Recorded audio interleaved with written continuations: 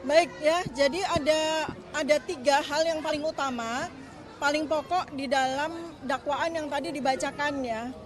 Pertama adalah berkaitan dengan ilmu saya, ilmu anatomi morfologi yang memang sudah saya sampaikan di dalam iNews 29 April 2025. Saya diundang sebagai ahli, di mana di situ saya memberikan penjelasan tentang bagaimana saya melihat dari dokumen yang beredar atau benda digital yang beredar di internet yang banyak orang mengatakan itu sebagai ijazah Joko Widodo. Di situ saya menyoroti hanya satu hal yang menjadi domain saya, yaitu foto, ya. Karena itu saya menggunakan ilmu saya, anatomi morfologi, untuk memberikan penjelasan, ya. Kalau memang penjelasan ini harus dikomparasikan dengan ijazah asli, maka munculkan ijazah asli itu.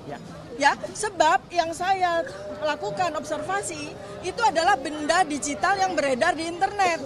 Kita sama-sama tidak tahu apakah itu dokumen milik Joko Widodo.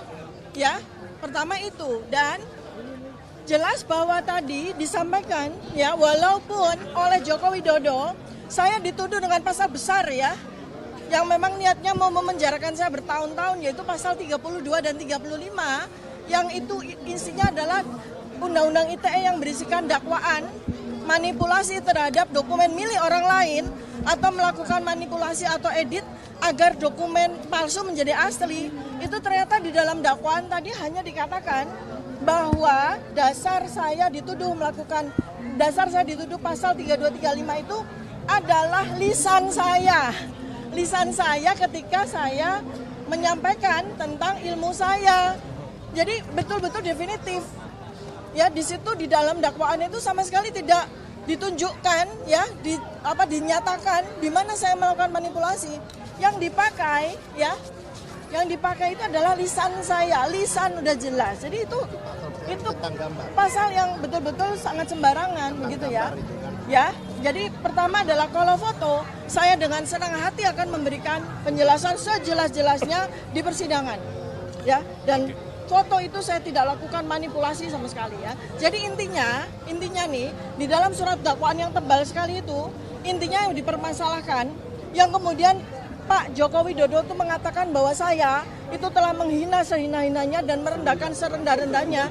Itu adalah ketika saya membicarakan tentang benda digital yang beredar. Ya, benda digital yang beredar di internet yang kita semua tuh melihat. Ya, dan saya juga memberikan penjelasan secara keilmuan saya. Ya, sesuai kompetensi saya sebagai dokter. Jadi, pasal ini semua itu tidak ada relevansinya dengan saya. Nah, adapun tuduhan yang rendah ya, artinya yang tuduhan yang bulanan tahunan, yaitu yang berkaitan dengan pasal pencemaran nama baik dan fitnah, ya, itu tolong dibuktikan dulu. Di mana saya melakukan pencemaran nama baik, di mana saya melakukan fitnah.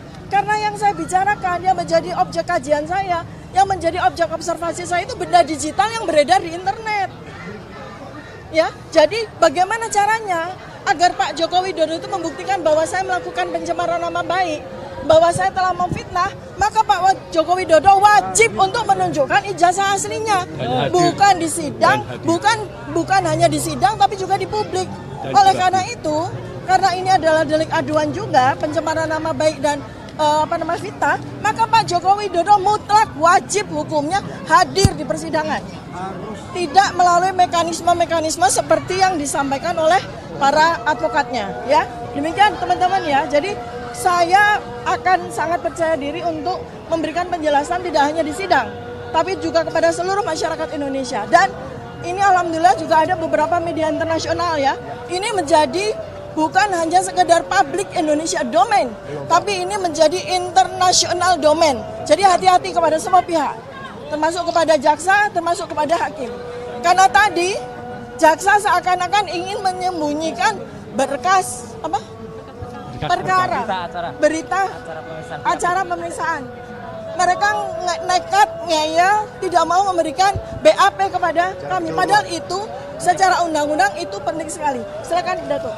Ya, jadi yang namanya berkas perkara itu istilah yang selama ini sudah digunakan dalam KUHP yang lama, yang mana itu bermakna berita acara dan daftar alat bukti yang diajukan.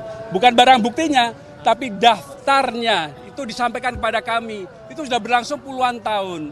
Mengapa baru tadi dipertanyakan seolah-olah jaksa ini baru saja praktek di pengadilan begitulah. Ya tidak profesional. Terima kasih.